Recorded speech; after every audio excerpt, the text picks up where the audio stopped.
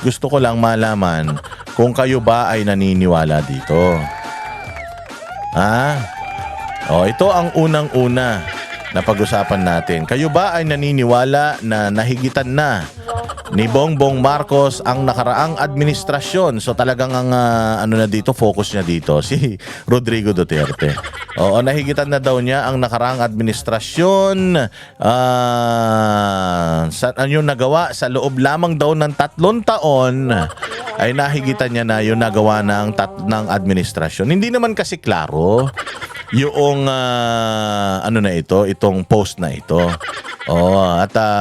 Totoo nga bang sinabi ito ni Pangulong Marcos? Pero let's assume na totoo itong sinabi niya. Nahigitan saan? Nahigitan po natin ang nakaraang administrasyon. Ipinagmalaki ang mga nagawa ng kanyang administrasyon sa loob ng 3 taon. Nagawa. Hindi natin alam kung anong nagawa. Dalawa kasing klase yan. Yung mga nagawa, merong nagawang kabutihan at merong nagawang katarantaduhan, kademonyohan, kaputang-putang inahan. Kasi lagay muna natin doon sa una, yung nagawang kabutihan. Sa 3 taon daw, nahigitan na ni Bongbong Marcos ang, doon muna natin lagay kasi nga hindi klaro itong post na ito itong verbatim na ito, hindi klaro. Nakalagay lang, nahigitan niya sa loob ng 3 taon.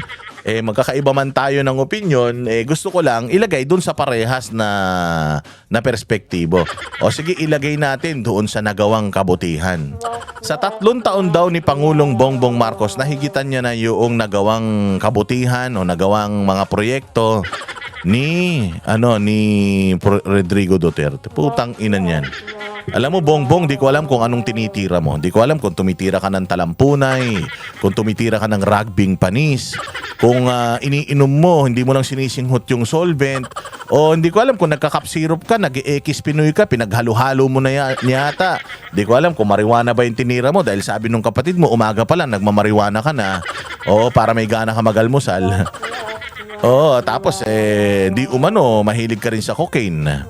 Kaya ngayon, hindi ko alam kung pinaghalo-halo mo ba lahat ng ito. Cocaine, alak, rugby, utot. Mabahong hininga ng asawa mo.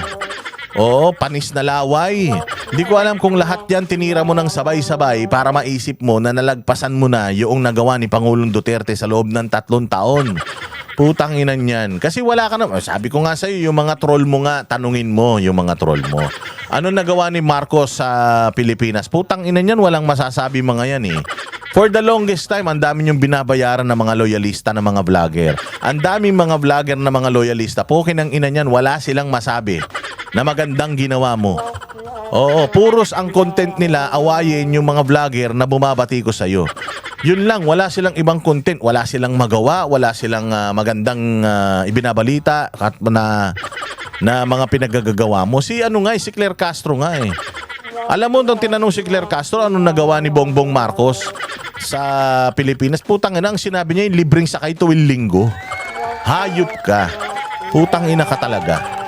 Libreng sakay tuwing linggo, tarantado. Sinong gago ang gustong lumabas ng linggo? Imaginein mo, Monday to Saturday pumapasok ka sa trabaho, linggo day off mo. Monday to Saturday nakikipagbakbakan ka sa traffic. Monday to Saturday, nakikipagsiksikan ka sa MRT. Sinong ulol ang aayain yung kanyang pamilya? Tara, libre ngayon linggo sa MRT, sumakay tayo. Utang inan yan. Sabi ko nga, katarantaduhan yan. Tinan mo, asan na yung project na yan? Gumagana yan? Yung libreng sakay mo tuwing linggo, napapakinabangan yan. Ulul, walang taong nakita mo nag-post sa social media. Maraming salamat Bongbong Marcos sa libreng sakay tuwing linggo sa MRT. Gago. Wala kang makita ni isang post. Putang ina ninyo, maghanap kayong mga basher. Maghanap kayo ng single post na nagsasabing, thank you very much Bongbong Marcos sa libre sakay tuwing linggo na bago mo ang buhay namin. Hindot ka.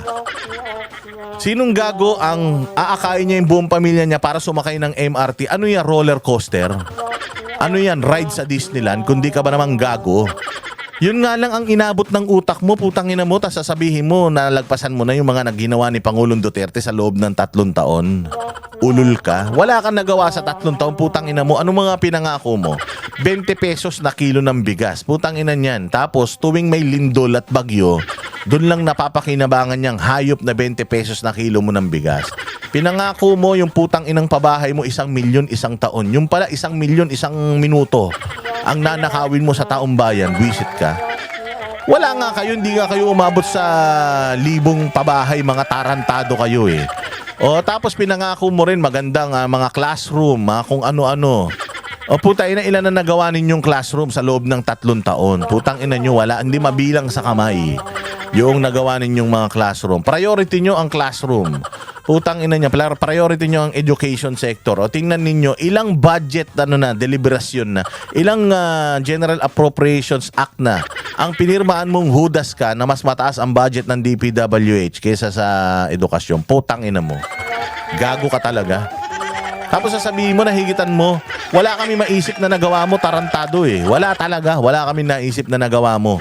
Sa loob na maganda, sa loob ng 3 taon. Alam mo ba, nung mga umpisa ng administrasyon mo, I was really trying hard looking for news clips and items na may maganda kang ginawa sa Pilipinas. Putang ina, Bongbong, wala. Wala kang ginawa talagang matino.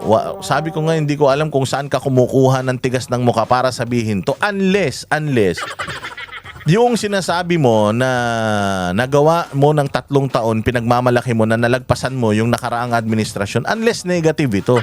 Unless sa kademonyohan, sa pagnanakaw, sa katrayduran, sa lahat ng kasamaan. Oo, talagang ito, naniniwala ako dito.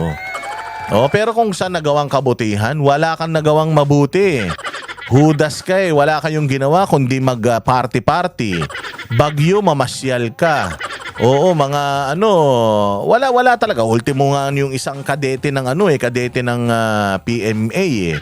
Hinihingi yung relos mo, putang ina, pinagtawanan mo pa eh.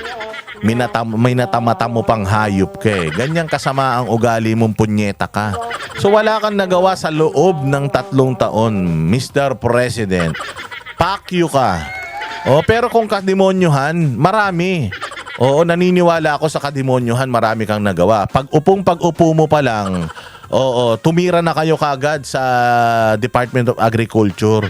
Tiniran nyo na kagad yung asukal. Nag-angkat kayo ng asukal, wala naman tayong shortage ng asukal.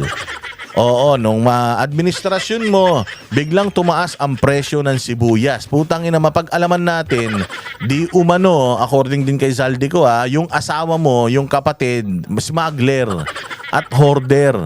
At diyan nga lumabas yung pangalan ng Michael Ma na yung opisina ng Michael Ma sa parehas na opisina ng misis mo.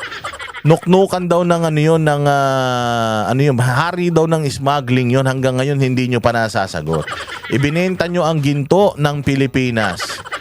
Tapos kinuha nyo ang mga pondo ng mga ahensya ng gobyerno para ilagay diyan sa hayop na Maharlika Investment Fund na yan na hanggang ngayon hindi na natin alam kung ano nangyari. Ano pa? Ghost projects, flood control. Putang ina niyan, yung mga drugs na nakukuha, ang dami nyo talagang nahuling drugs pero wala kayong nahuling drug lord. Kusang sumuko yung mga drugs, hayop kayo. Tanginan nyo. Hindi pa kayo nagsawa, pati yung PDIC, ninakaw nyo pa yung pera, pati yung PhilHealth, putang ina ninyo, kinuha nyo yung pera. Kinuha nyo yung pera ng PhilHealth, tapos ipinasosoli sa inyo, yung perang isosoli nyo, manggagaling pa sa 2026 budget, kundi ba kayo mga hayop talaga? Kinuha nyo yung pera, tapos yung perang kinuha nyo, hindi nyo ibinalik, ibinulsa nyo, tapos yung pera sa susunod na budget, yun ang ipantatapal nyo. Tangina ninyo. Wala kang build project.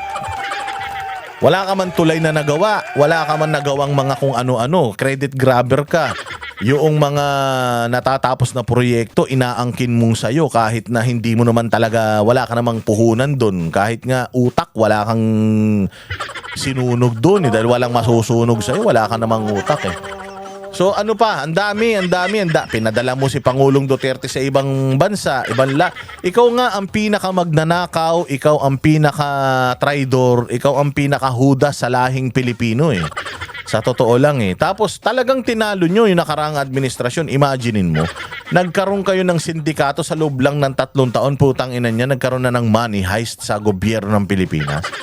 Ikaw, yung pinsa mo, tsaka yung anak mo, putang ina ninyo, ang daming perang ninakaw nyo sa bayan. Mga hayop kayo. Mas paanong nahigitan? Putang ina talaga tong mga to, mga hayop talaga naman. So yan yung una natin nakita, na reaksyonan natin. Ilagay nyo sa comment section kung kayo'y naniniwala na nahigitan. Baka may nakalimutan pa akong ginawang kademonyohan nitong Judas na ito. O ilagay nyo sa comment section kung ano yung mga nagawa niya para masabi niyang nahigitan niya yung ginawa ng nakaraang administrasyon. Actually, hindi lang nakalaang administrasyon. Administrations. Oo, the previous administrations, pag pinagsama-sama mo yung kasamaan na nangyari dyan, putsang ina, hindi mananalo sa'yo. Ikaw talaga ang may hawak, ikaw ang alamat ng pinakatarantadong presidente na nagkaroon ng Pilipinas. Pinakabobo, pinakautal, pinakatanga, pinakanakakahiya at nakakadiri, at pinakananlilimahid. Oo, hindi naliligo, puro tartar yung mga bunganga. Yan, diyan kayo magaling. Yan ang panatero, walang inuurungan. Pag tama palakpakan, pag mali ay baba na.